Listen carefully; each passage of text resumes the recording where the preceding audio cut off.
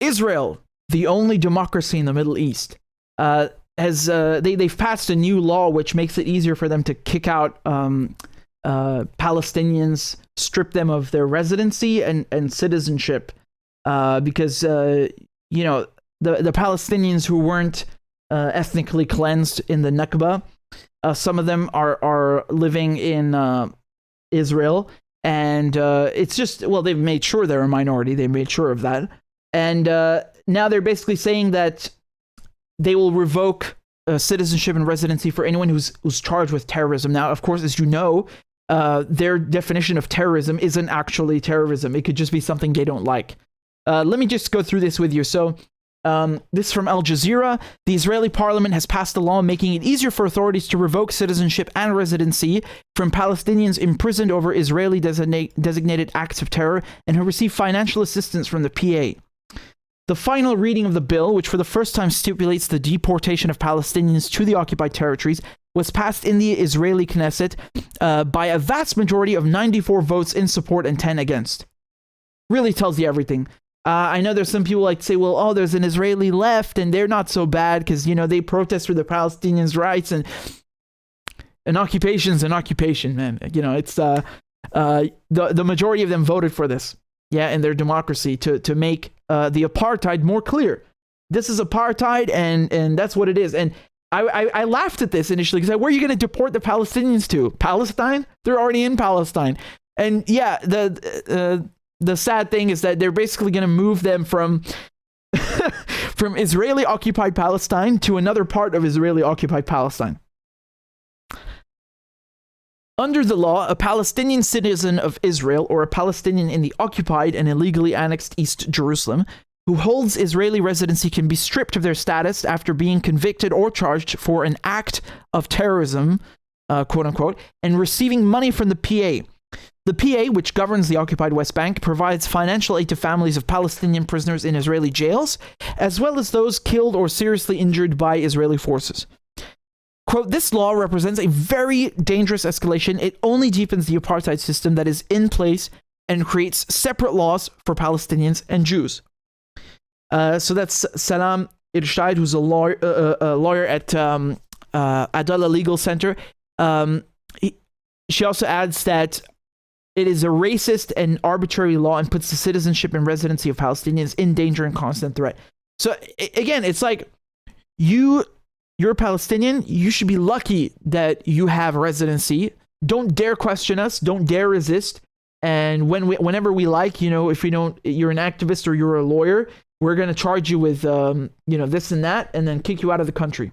So their logic is that, well, if the PA has a slave for pay, because they say the Palestinian Authority is giving Palestinians a financial incentive, paying them to kill Israelis. First of all, that's ridiculous. Palestinians don't need money. No one who is occupied needs money to fight the occupier. Just like the Taliban did not need bounties from Russia, which was a complete bogus story, to fight the Americans. They want to fight you because you're in their country, not because Russia paid them. You've pissed them off just by occupying them and murdering them. And the Palestinians is the same thing. You are pissing them off by occupying them and murdering them and taking their homes. It's nothing to do with receiving money. The only reason the Palestinian Authority gives them money is because, the man of the house, the bread earner, whether it's the husband or the son or whoever, is in jail. So they don't have money now because they're being held by this occupation army, and they just need a stipend. They just need money to survive. But no, they're terrorists. Yeah, of course, right? I mean, it's disgusting. Israeli law already allows the revocation of citizenship, residency of Palestinians in Israel and Jerusalem based on acts that constitute, quote, a breach of loyalty to the state of Israel, unquote. A breach of loyalty. Who the fuck said they have to be loyal to you anyway?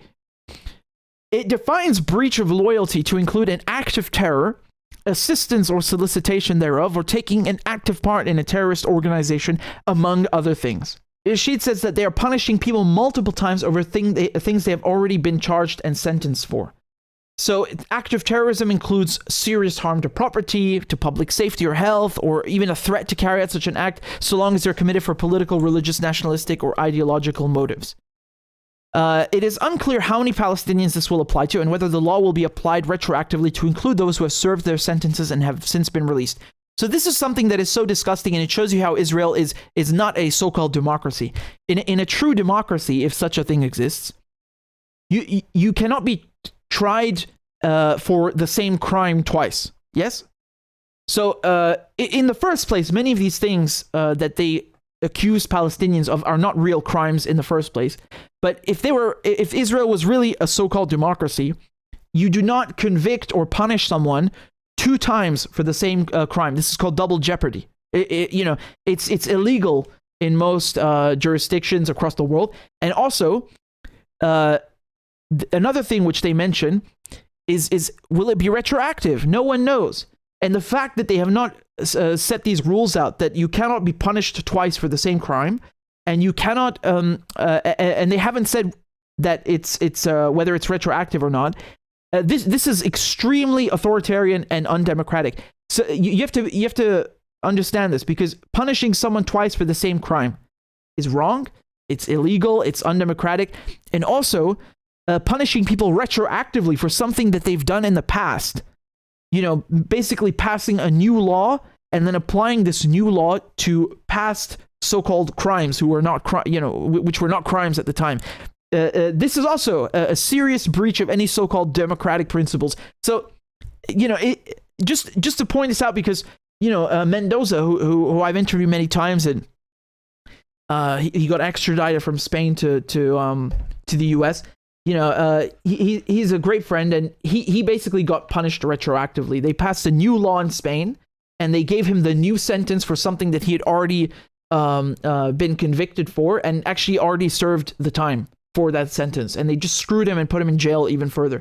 So that's the same kind of principle, right? That you don't punish people retroactively, and you don't punish them twice, and that's what they're going to do. I guarantee you this. Ishid says that the deportation of Palestinian prisoners is a violation of international law. It leaves people without any status. It leaves them stateless, and it constitutes forced displacement. They are even talking about not allowing these people to re-enter Israel, whether with a work permit or even to visit family. So here you can see how they all voted for it in their so-called democracy, I mean, just think of this.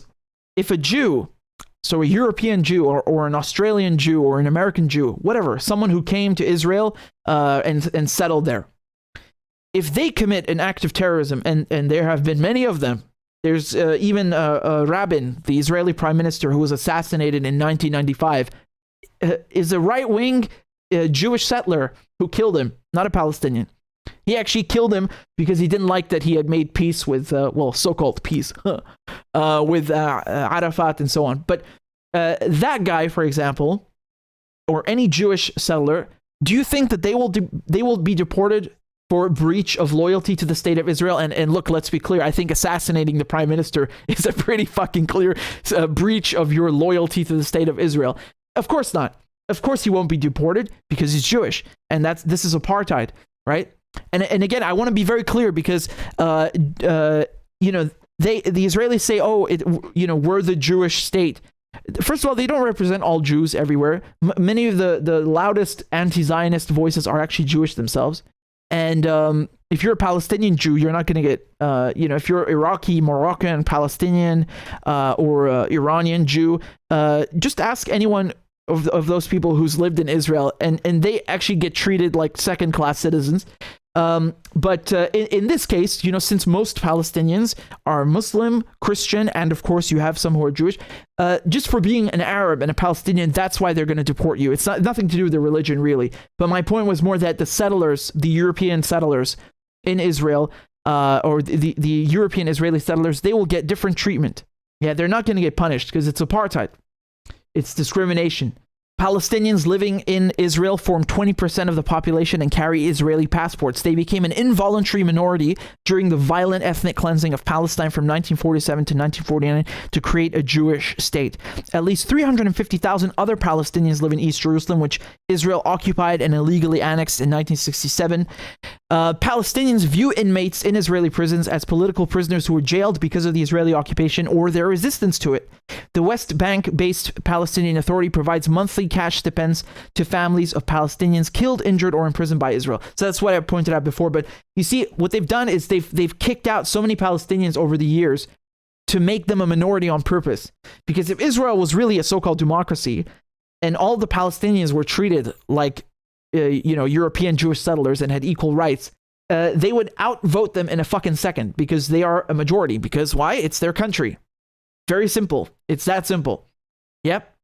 The Palestinians outnumber the European settlers because we are talking about Palestine.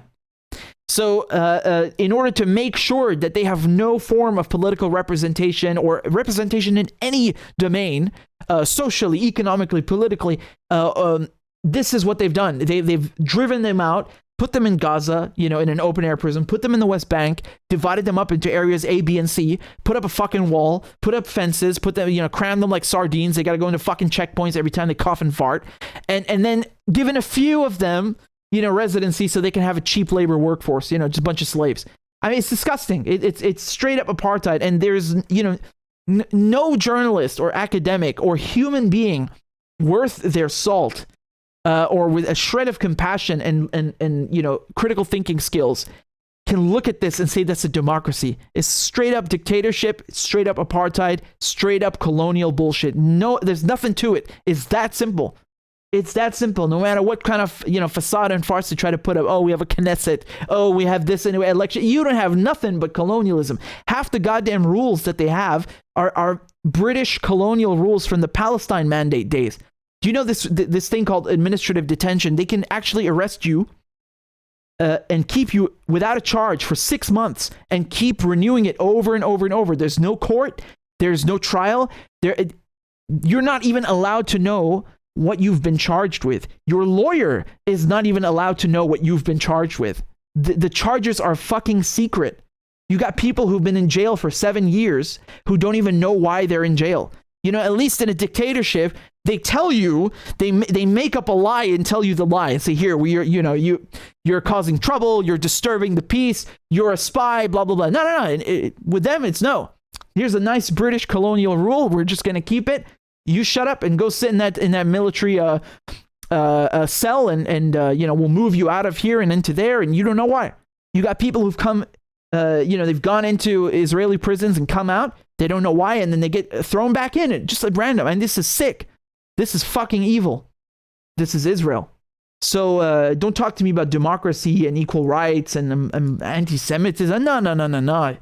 Colonizers, man. European colonizers. We know what they've done in Portugal, what the Portuguese have done in Angola and in Africa, and the Dutch and the Germans and the British and the French and the Spanish. We know what European colonialism is, and this is one of the most repugnant examples of European colonialism.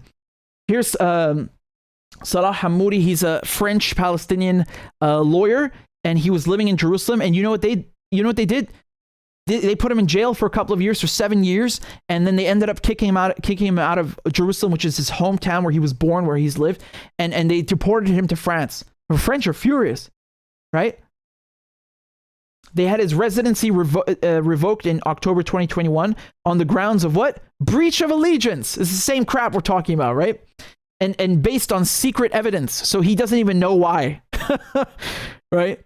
He doesn't even know why. And apparently he's a terrorist. They don't like him because he works with Ad-Damir, which is, it means the conscience or conscience in Arabic. And Ad-Damir is a human rights group. They actually advocate for Palestinian prisoners who, like I was just advocating, they are thrown in and out of jails. They're moved around. They're treated like crap for bogus stuff most of the time, and they're not even allowed to know why.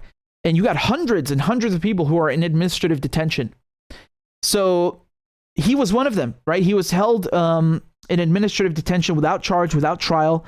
He went on hunger strike, and they stripped him of residency, citizenship, and then sent him off to France. That's it.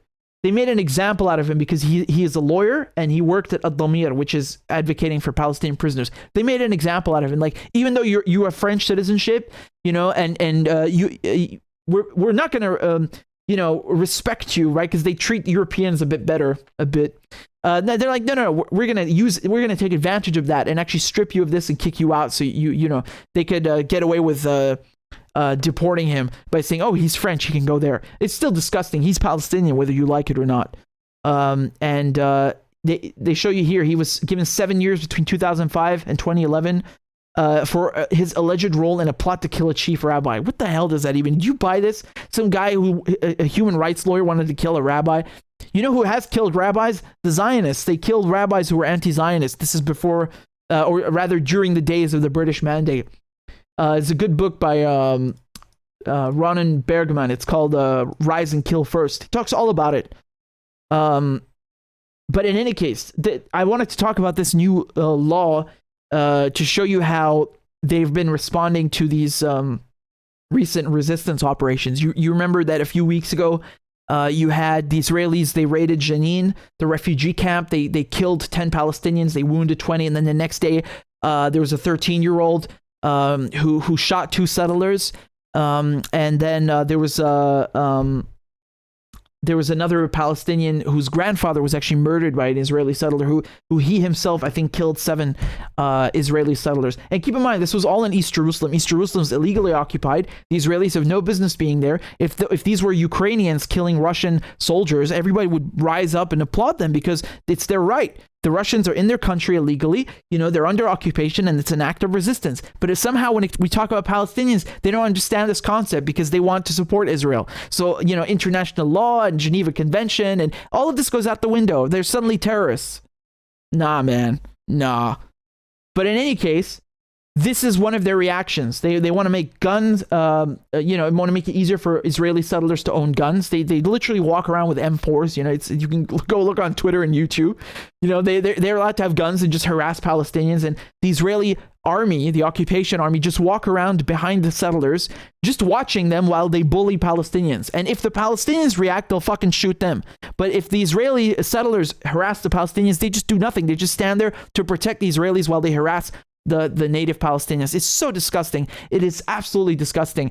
And in addition, they're doing this now. So basically, anyone they don't like, they'll say, oh, he's a terrorist, and now we're going to deport you to another part of Palestine, which is also under Israeli control. The Palestinians never catch a break. They seriously never, ever catch a break. But things are changing.